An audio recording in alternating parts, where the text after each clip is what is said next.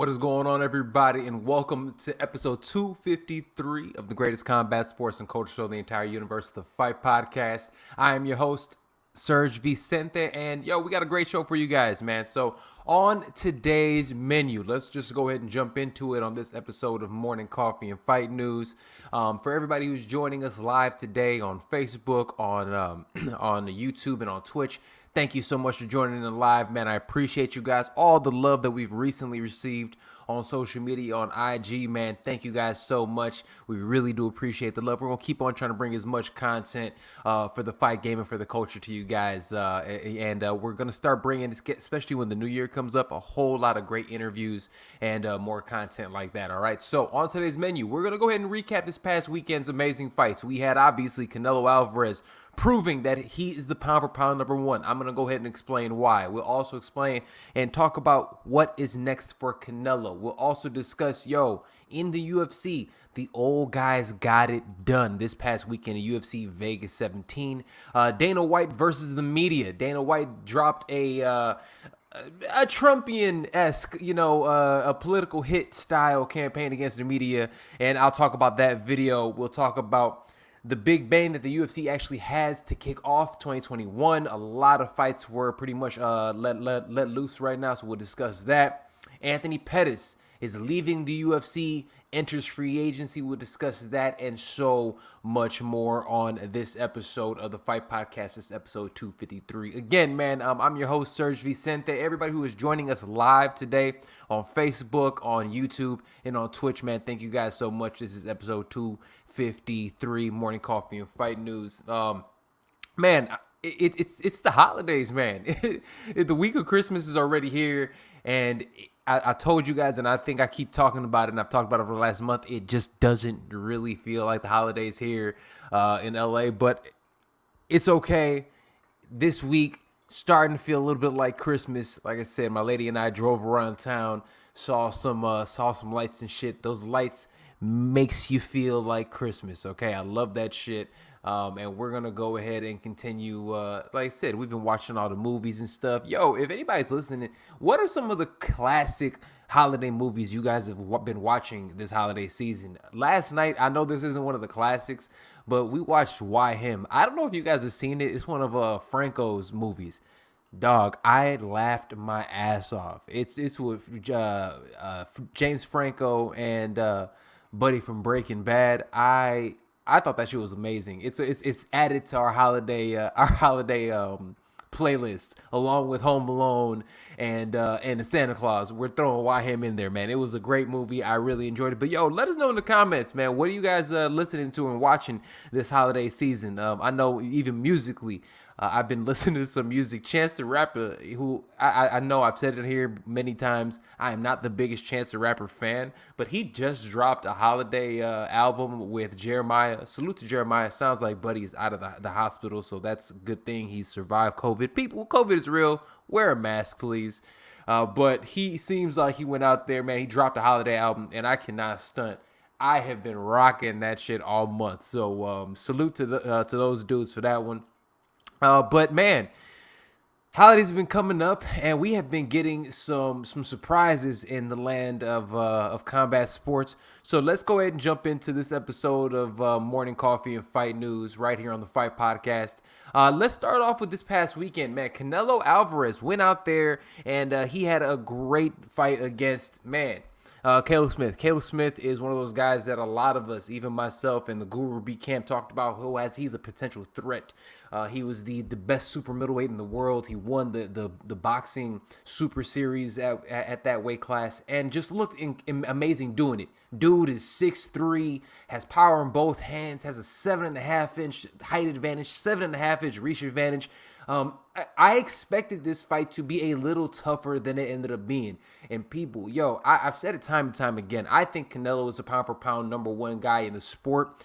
His resume proves it. And not only does his resume prove it, fam, it's the eyeball test. You really do. When you have an opportunity to sit back and you look at Canelo actually work, bro, he does everything well. He literally went out there to a man that is almost 8 inches taller than him, walked him down, out-jabbed the taller man, And one thing that Canelo does extremely well, and Caleb Smith actually said this after the fight, was that, man, it's his presence. Even though he's not the biggest guy in the world, he carries this persona and this presence with him. And to be able to see him do it live, like, I can't lie to you guys, I was blown the fuck away. He went out there and he really does establish a jab. And one of the things that he does, and we watched him, think about this. His first pay-per-view fight was against, and again, this was almost a decade ago at this point in time, against Floyd Mayweather. That was his first one. He didn't know how to handle it. Fam, he goes out here with this big event. He has like the mariachi band. He has an amazing walkout. You felt it. And here's the thing also, this was in San Antonio, Texas. They had 15,000 people in the audience. To feel and hear the crowd again, it does something. I'm not going to stunt now. Guarantee you, 10% of them motherfuckers are going to end up leaving with COVID. I want no parts of that shit. You guys know how I feel about it. But at the end of the day, it was nice to have an audience in there and really feel that feel. But it was a great event. It was a great atmosphere. And Canelo performed. He got the unanimous decision win. And like I was saying, one of the things that was really impressive was a lot of the veteran tricks and twists that he went out there and made, right? He went out there and if you saw the fight, Caleb Smith's left arm afterwards had the nastiest Charlie horse. I mean, his left tricep was swollen. It looked like some shit out of Alien, right? Like something, from a gremlin was about to pop out, like he got hit with some water or some shit. And he had this like little thing about to pop.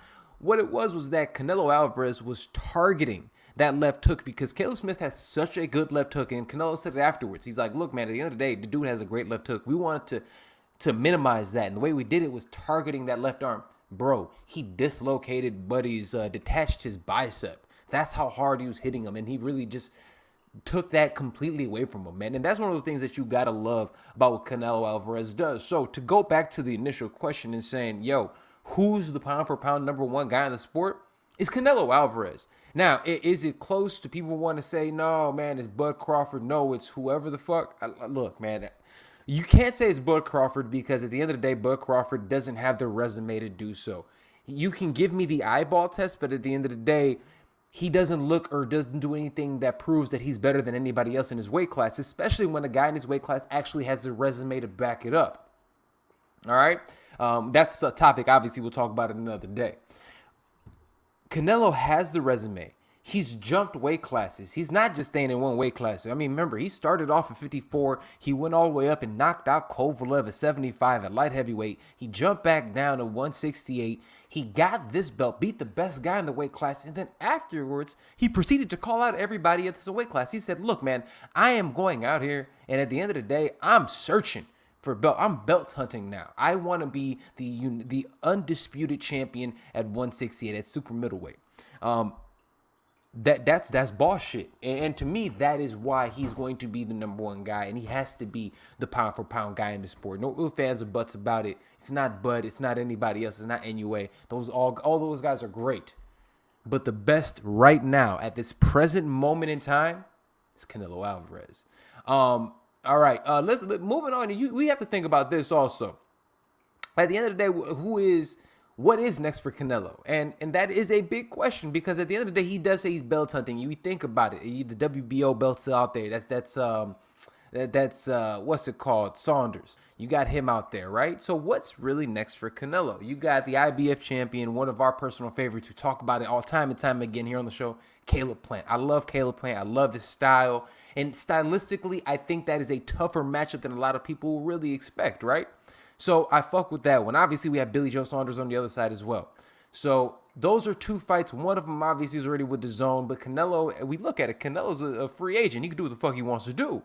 So he says he wants to go belt hopping. I would expect him to go out there just because the zone's there. Probably a Billy Joe Saunders. Otherwise, we'll end up getting the Caleb Plant fight. Caleb Plant fight is the fight that me personally I would want because Caleb Plant's a bad motherfucker. And stylistically, I think one of the things about Canelo is this: he never wants to fight guys who have better feet than him.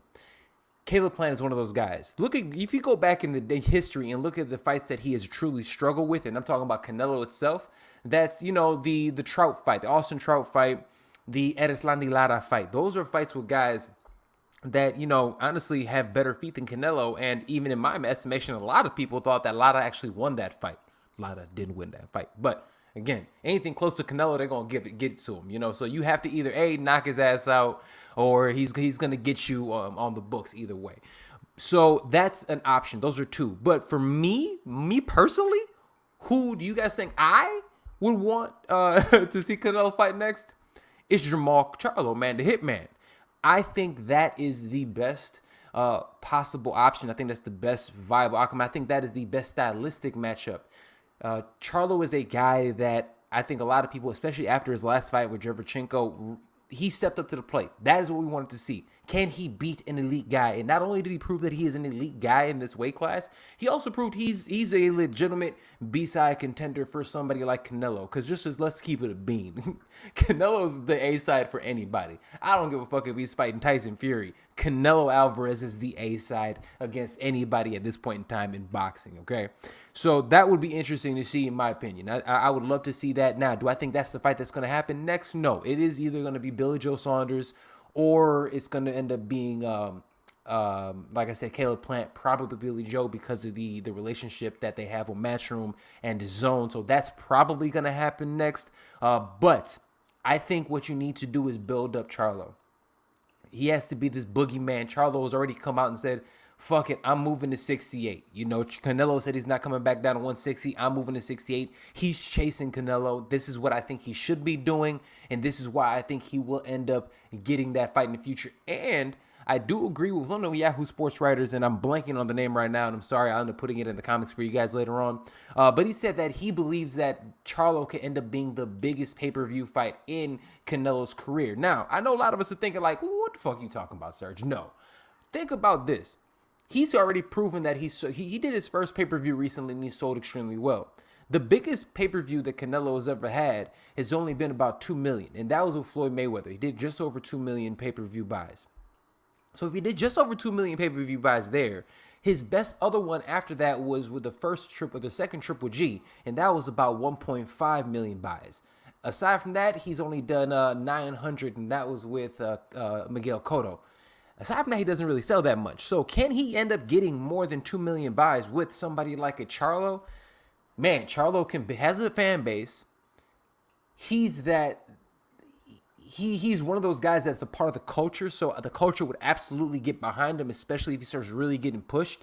He talks a big game. He has everything. He has the look. He has the knockout ability, and he has the skills in there. I think they could actually eventually build that shit up. So that's what I think in the future will be for Canelo Alvarez. All right. Again, if you guys are watching live, man, this is Morning Coffee and Fight News. I know it's morning somewhere. Everybody who's watching live on Facebook, YouTube, and Twitch, thank you guys so much for checking us out on the Fight Podcast today. This is episode 253 of the show. I'm your host, as always, Serg Vicente, man. Listen everywhere podcasting is available: Apple, Google Play, Spotify, SoundCloud, and Stitcher, man. All right, keeping the party moving. Yo, UFC Vegas 17, the old guys absolutely got it done. Wonderboy Thompson ends up beating Jeff Neal. He proves once again that he's one of those guys, man. At the end of the day, he's not just a stepping stone. They tried to get him out of there, and I'm going to admit, they absolutely tried to get him out of there with Vicente Luque. Vicente Luque was on a 7-fight win streak or something like that, and Wonderboy just completely shut him down. Don't forget, before that, even before Jorge Masvidal went on the crazy run that he's been on, they fed him to him as well. He got beaten. He pretty much beats anybody at this point in time, man. He went out there, and from pillar to post, he ended up beating Jeff Neal. And look, let's real quick give a salute to Jeff Neal, because we forget he had like congenital heart failure 90 days ago, and he went 5 hard rounds with Stephen Wonderboy Thompson. He said he couldn't even see out of his left eye after the first round, after a headbutt that ended up getting an inadvertent cut. Like, fam, dude went out there and balled. So he will continue. He will be here. He will be better than ever. So Jeff Neal's not going anywhere. But what this fight really showed me, man, is that, Wonderboy's not going anywhere either. He's huge for the weight class. And if you don't come with your shit, he's going to beat you. Now, can he win the title? I'm going to be honest with you guys. He still has the ability to win the title. He got beat by Tyron Woodley when Tyron Woodley was still Tyron Woodley. Tyron Woodley's not Tyron Woodley anymore. He's not here. Can he implement his game plan and end up beating somebody like a Kamaru Usman, like a Kobe Covington? And to answer your question, I really believe he does. He has the power. He has the evasive ability. He's really difficult to take down. This is one of the guys, the only guys that I've actually seen in terms of the karate style, that kickboxing style, that has really adapted it well to MMA and has been out there dominating motherfuckers, man. So salute to him. Great win by Stephen Wonderboy Thompson. Also on this card, man, we had the Jose Aldo of old. Went out there and beat the always tough, always gritty Marlon Vera. Holy shit, man. He looked great. And one of the cool things that he ended up doing was not only did the leg kicks come back, which absolutely made a huge difference in the fight, he proved that he's a champion and that he has a lot of fight IQ. That last round, his team said, look, man, let's go ahead and get a takedown and let's dominate on the ground. You forget, because of all the amazing striking and the prowess that Jose Aldo has done and all the fucking highlights that we've seen time and time again, we forget. We really do forget how amazing he is on the ground. I mean, he's a world-class Brazilian Jiu-Jitsu black belt, and he was able to go out there and completely dominate. And I mean dominate on the ground, okay? He was able to, and this is Marlon Vera, a guy who I truly believe could end up being a champion in the very near future. He is that good, and he's so young in his career. And this is one of those guys that, in terms of Marlon Vera, who actually does commentary for the UFC in Spanish, the dude has star-making abilities. And Jose Aldo went out there and washed his ass in that last round and won a good decision win, man. Great win by him. He went out there and did amazingly well. Also on this card, in terms of the old guys getting it done, motherfucking Anthony Pettis went out there, took a short notice fight against Brandon Moreno, and I'm sorry, not Brandon Moreno, but Boris Moreno, and honestly looked amazing. It looked like vintage Anthony Pettis, and usually Anthony Pettis is one of those guys that goes out there, got a little pudge to him, doesn't seem like he takes it as seriously as I would have liked, especially me, fam. I'm Puerto Rican, bro. Yeah, I'm black and Puerto Rican, but man, he's a Midwest dude. I'm from Chicago. He's from Milwaukee. I've always had love for Anthony Pettis. I really have. Like, I love that dude, man. He's one of those guys that, you know, I was a stand-up striking guy. We're about the same age. Like, the Showtime kick, all that shit, man. The dude is legendary. And we'll talk about Anthony Pettis a little bit more later on in the show. But he went out there. He was focused. He was in shape. He did go on Eric Hawani last week and said he really has been doing a lot of soul searching, working on a lot of shit. And it showed, man. I've never seen him look physically better than he did in this fight. And this was at 170. He said he's going to go back down to 55 and compete at 55. I love what I saw from Anthony Pettis. I can't wait to see what happens in the future. Don't forget, this is a 2-fight win streak now. His first winning streak since 2014. Holy shit. All right, man. Also, on that card, Greg Hardy got washed by Martin Tybura. He ended up, I'm not going to say washed, because that mug, honestly, first round, his striking does look fucking good, man. He's big. He's athletic. His stand-up has gotten so much more refined, and he is a problem. And he really did look like he's going to be one of those guys that I'm like, oh, shit, he might be able to contend for a title by the end of this year. Or should I say not by the end of this year, by like next year or something. Might be that good. But Martin Tybura, bro, let's give some salute to the Polish man himself. He went out there and absolutely, that second round, he got rocked in the first round. He almost got finished in the first round, and he was able to get himself together, land some amazing striking in that second round, take down Greg Hardy, dominate on the ground, and end up getting the submission win in the second. And people, this is also his fourth win in the year. No one's talking about it. We've talked about everybody else, getting all the wins, in this year, and everybody else in terms and who deserves all the accolades that we've been giving him. But Martin Tybura quietly has had an amazing year. He's had 4 big wins in the heavyweight division, and none no bigger than this one, man. Great win by him. And one thing that we've seen by Greg Hardy, fam, he's an athletic beast. But now that I've seen that you can take him down and dominate him on the ground, a lot of other people are going to take that approach. So I'm curious to see how he's going to evolve and grow, and see if we're going to continue getting, this evolution of Greg Hardy.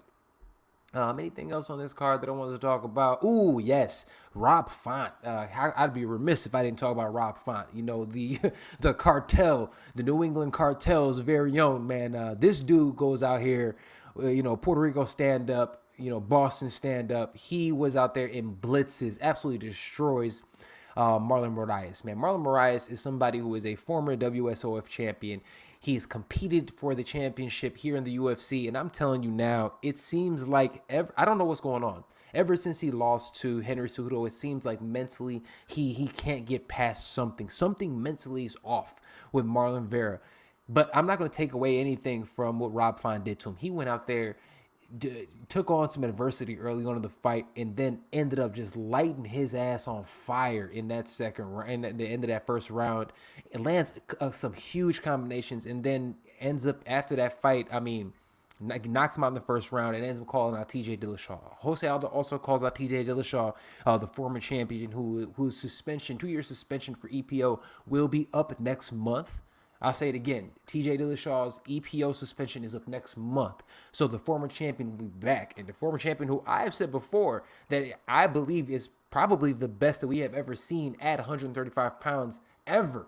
So to see him come back, I would love to see him against Jose Aldo or Rob Font. Win for either of those guys, any of those three deserves to be next in line for a title shot. So great performances this weekend, man. A lot of shit happened, man.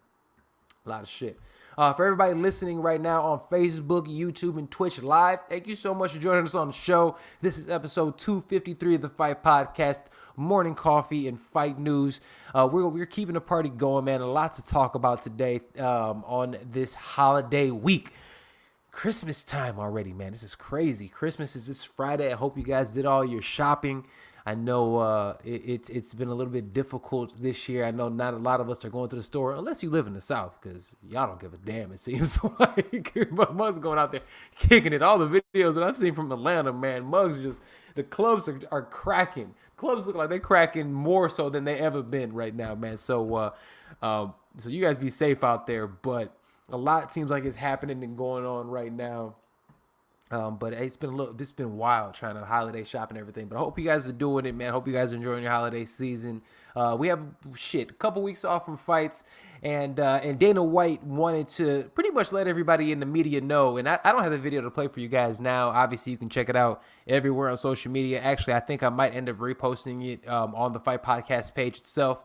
But a lot, actually, I'll do it on Twitter. So check out Serg Vicente at the Serg Vicente on Twitter. I'll go ahead and repost it there later on for you guys to check out. Actually, I think I already have. Actually, I have. But Dana White goes out there, and Dana White, if you guys don't know, is obviously the president of the UFC.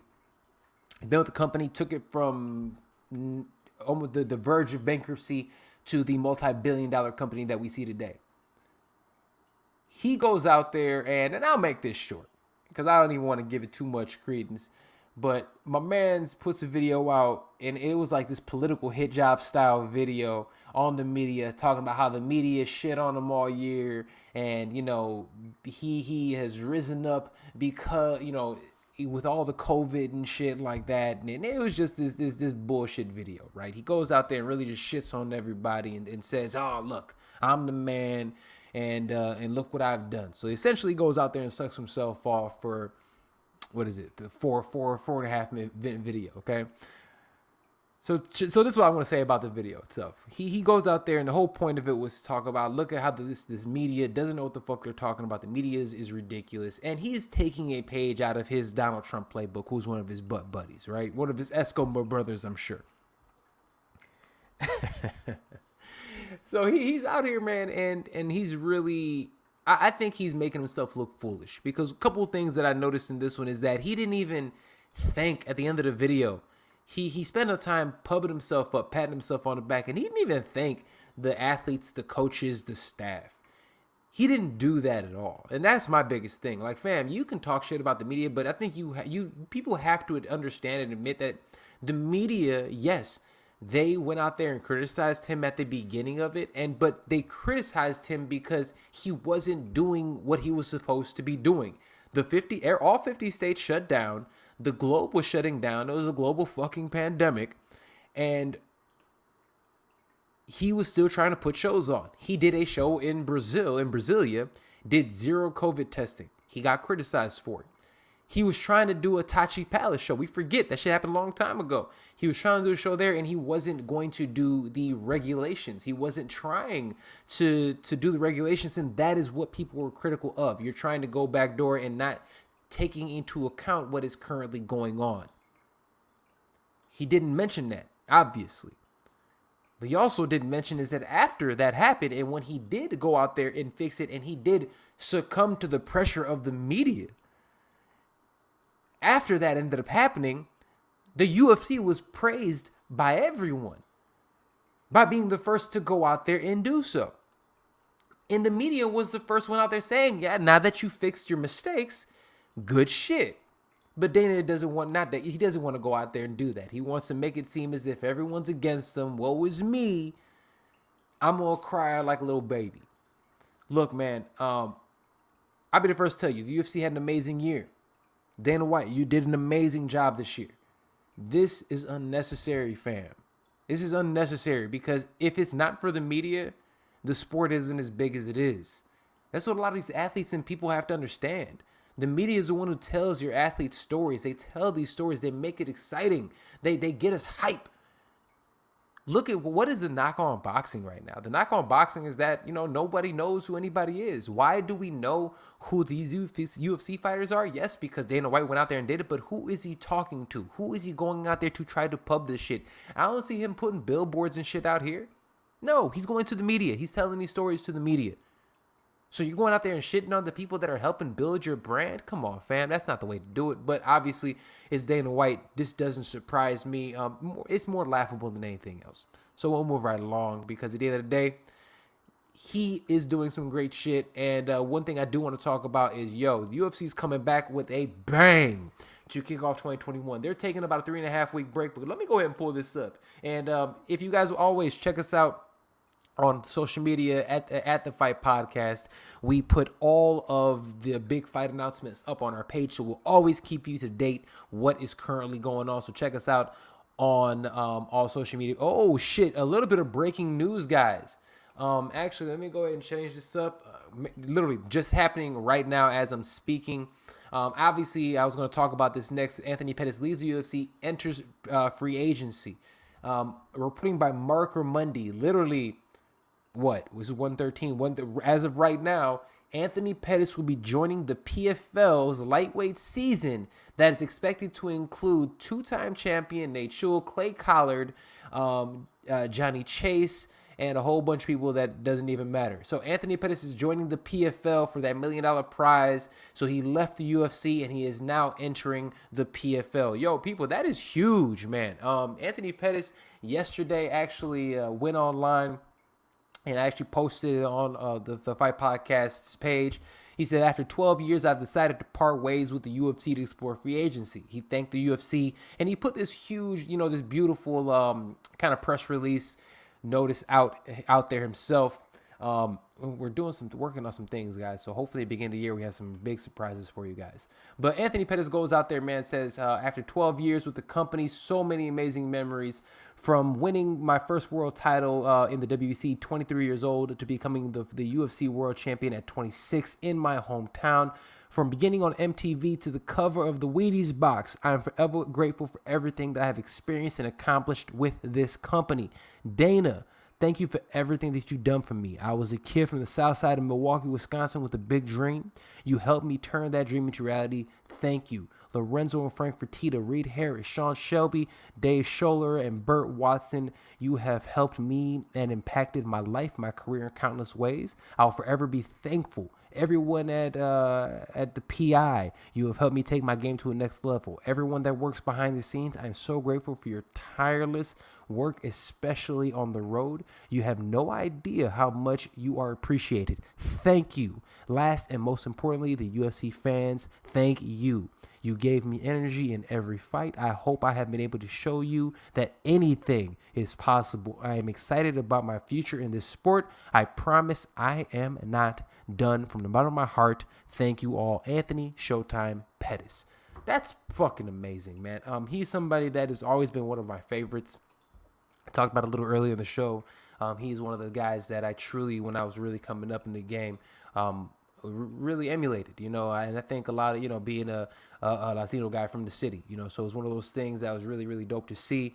But man, the fucking PFL, what a pickup for the PFL guys. I think a lot of us thought he was going to end up going to Bellator, but the PFL is a great place to go. They have a lot of shit going on, especially with ESPN. And we wrap this up, you'll see I end up posting it also on the show itself, man. But that's just, I mean, shit, for you guys, a little instant reaction for you guys. That's incredible. Great pickup for the PFL. The PFL, obviously, for you guys who do not know, had to take 2020 off because of the pandemic. Obviously, they were affected by it. Kayla Harrison, the face of the PFL, has been going out there fighting in Invicta. She's been fighting, in a couple of different organizations, man. But that's huge. Anthony Showtime Pettis signs with the PFL. Guys, that's a little bit of breaking news. Happened literally 3 minutes ago. Anthony Showtime Pettis, who just left the UFC to enter free agency literally 3 minutes ago, reported by Mark Ramundi of ESPN. Anthony Showtime Pettis is now a member of the PFL and will enter the lightweight tournament series. So there's that. That shit's going to be nuts, man. Holy shit. Wow. Man, I thought he was going to go to Bellator. I swear to you guys, I thought he was going to go to Bellator. His brother's in Bellator. I mean, it would have been great, but the way the PFL season's set up, that means he's going to stay busy. That means we'll see Anthony Pettis at least 3 times next year. That also means we'll end up seeing him on ESPN, just like the UFC. So this is great. This is, I mean, great. He has an opportunity to have his own sponsors, win $1 million at the end. That's a big pickup, guys. Shit. Salute to Anthony Pettis, man. All right. Everybody who's watching live on Facebook, YouTube, and Twitch, thank you guys so much, man. This is Serg Vicente, the Fight Podcast. This is episode 253, man. We'll keep the party going. That was a little bit of, I was going to talk about Anthony Pettis today, but not yet. All right. Also, what I want to talk about before that, man, the UFC, like I said, they're beginning of 2021, they're kicking it off in a very, very big way. Yesterday, they dropped a slew of fight announcements, and what's going to happen is this. They're going back to network television, okay, which is super dope. They'll be on ABC. They're going to do an ABC show on a Saturday night, and that is going to be headlined on January 16th by Max Holloway and Calvin Kattar. That is going to be an incredible fight, all right? But check this out. After they have that, Wednesday night on ESPN, they're going to have another card, and that is going to be headlined by Khamzat Chimaev and Leon Edwards, and that's going to lead up to UFC 257, the pay-per-view, and that's going to be headlined by Dustin Poirier and Conor McGregor. The UFC is coming back in a big way in January, and that is going to be a lot of fun. And look, like I said, for all the shit that I just dropped on Dana and Dana White, that video, that was some sucker shit, okay? But I will say this. He's working his ass off, and he's putting on some incredible matchups. All of these fights are happening in Dubai. They're happening on Yas Island, Fight Island, and that's going to be a lot of them. So let me talk to you guys about a couple of them that are actually going to be on here, and a couple of the matchups that have recently been dropped, okay? UFC 259, that's happening March 6th, a return of Amanda Nunes. Amanda Nunes takes on Megan Anderson to headline UFC 259 in March. That's going to be dope. UFC Fight Night, that's happening in April. We have the return of Nina Ansaroff, the wife who just had a baby of Amanda Nunes. She is also returning, and she's coming back against Mackenzie Dern. That's going to be April 6th. That's just going to be nuts. Islam Makhachev, the protege, the little cousin of Khabib Nurmagomedov, he is coming back. He's fighting Drew Dober. They finally have that. That's also going to be on UFC 259 March 6th. Obviously, I told you guys about Max Holloway, Khamzat, Dustin Poirier, and them. And last certainly not least, the return of Santiago Ponzinibbio. That's another great matchup versus Li Jianliang. That's going to be fucking dope. And we have Neil Magny versus Michael Chiesa on that January 20th card as well. A lot of amazing fight cards dropped. There's also a couple of rumors that I want to bring up real quick, man. So a little rumor report for you guys. Where is this at? Blah, blah, blah. Media. There we go. Boom. Rumor report. Dan Hooker versus Michael Chandler. That seems what might end up being the big matchup, okay? So we've been wondering what's going to happen with Michael Chandler, the former Bellator lightweight champion. He has finally made his way to the UFC. What's going to happen with him? Well, it seems like the rumor has it, both guys seem like they agreed. One of the Australian outlets actually was the first to go ahead and report this. I have not posted this on our page yet because at the end of the day, it's not confirmed, so it's still a rumor. But Dan Hooker versus Michael Chandler is an amazing matchup. Dan Hooker is on the cusp of greatness. He just lost a fight, that number one contender fight against Dustin Poirier earlier this year. If he can get past Michael Chandler, it proves he is still right at the very top. If Michael Chandler can get past Dan Hooker, it proves he is as good as advertised, and he deserves that next crack at the title at lightweight. So a lot goes into it. If that's the fucking matchup, I love it. I love it. I love it. Also, a little rumor report. Sorry to wipe my nose. I ain't sitting here trying to Rudy Giuliani you guys. Also, Triller says that they are trying to get Jake Paul versus Ben Askren. I'm telling you right now, no, I do not want to see this fight. But I will also say this. Ben Askren is not only retired, Ben Askren also just had hip surgery. So if they do fight, I totally expect for Jake Paul to knock out Ben Askren, because Ben Askren's stand-up has always been shitty. He got outstruck by Damian Maia, and that's all I have to say about that. All right? Not good. So it won't be good. I hope that shit does not happen. All right, guys. Look, with that being said, that is about all the time we have for today. This has been episode 253 of the Fight Podcast, the greatest combat sports coach show in the entire universe.